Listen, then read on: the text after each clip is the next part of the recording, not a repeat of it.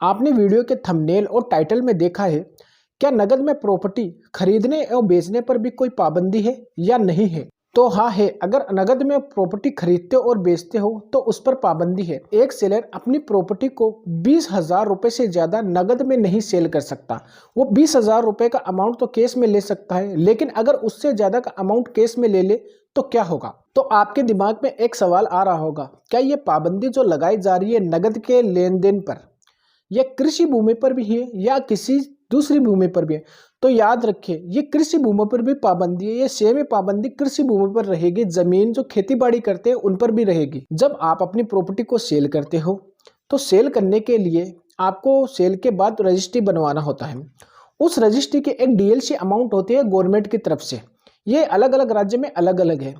तो उस रजिस्ट्री की वैल्यू को आप 20,000 रुपये तक नकद में लेते हो और 20,000 रुपये से ज़्यादा आप नकद में नहीं ले सकते। अगर जितने भी आपने 20,000 रुपये से ज़्यादा नकद में ले ली तो उसके बराबर आप पर पेनल्टी लगाई जा सकती है। आप 20,000 रुपये तक नकद में ले सकते हो। तो अगर आपने अपनी प्रॉपर्टी को बेचते समय 20,000 रुपये से ज़्यादा नकद में ले लिया तो आपको उस राशि के बराबर आप पर पेनल्टी लगाई जाएगी। ठीक है। आपके दिमाग में एक सवाल आ रहा है, जब भी आप प्रॉपर्टी खरीदते बेचते हो तो प्रॉपर्टी बेचने वाले पर या प्रॉपर्टी खरीदने वाले पर दोनों पर पेनल्टी लगेगी या दोनों में से किसी एक पर लगेगी?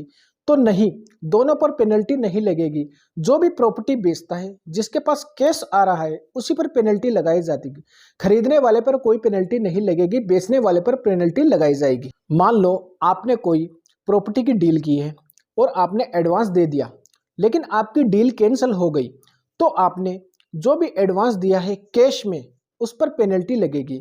लेकिन अगर आपने उस एडवांस को लौटा दिया तो लौटाने पर भी आपके पेनल्टी लगाई जाएगी अगर आपने कैश में लौटाया है।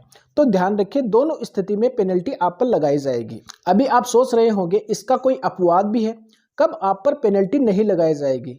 तो दोस्तों, जब भी आपकी इनकम सिर्फ टैक्सेबल इनकम जो सिर्फ कृषि भूमि से है, खेती बाड़ी की भूमि से है, दोनों पार्टियों की, लेनदार और देनदार की, तो आप पर उस कंडीशन में आप पर किसी भी तरह की कोई भी पेनल्टी नहीं लगेगी। अगर खरीदने वाला और बेचने वाला दोनों ही किसान हैं, दोनों की जो इनकम होती है टैक्सेबल इनकम, वो कृषि के अलावा और कोई इनकम नहीं है, तो आप पर पेनल्टी नहीं लगाई जाएगी। आप पर किसी भी तरह की केस में लेन देन करने पर कोई भी पेनल्टी नहीं लगेगी।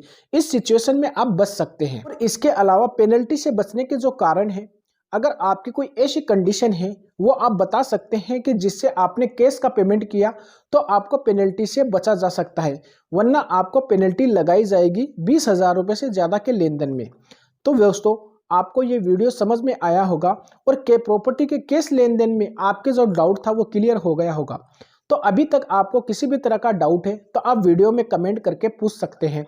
ऐसे इंपॉर्टेंट कंटेंट देखने के लिए आप हमारे चैनल को फॉलो करें, हमें सब्सक्राइब करें और इस वीडियो को लाइक और शेयर जरूर करें ताकि लोगों तक भी ये बातें पहुंच सके।